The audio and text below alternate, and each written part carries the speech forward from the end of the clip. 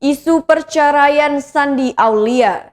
Aktris Shandy Aulia diisukan bercerai dengan suaminya yakni David Herbowo.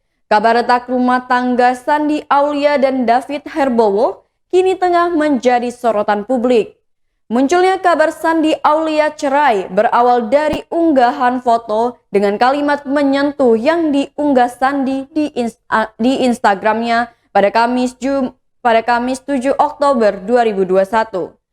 Dalam unggahan itu, Shandy Aulia nampak berpose bersama sang anak yakni Claire Herbowo. Shandy Aulia menyinggung soal hidup hanya berdua bersama sang anak. Rumor perceraian keduanya diperkuat dengan hilangnya status wife yang selalu disematkan Shandy Aulia di bio Instagramnya. Saat ini Shandy Aulia hanya menyematkan status mother dan aktris dalam bio Instagramnya.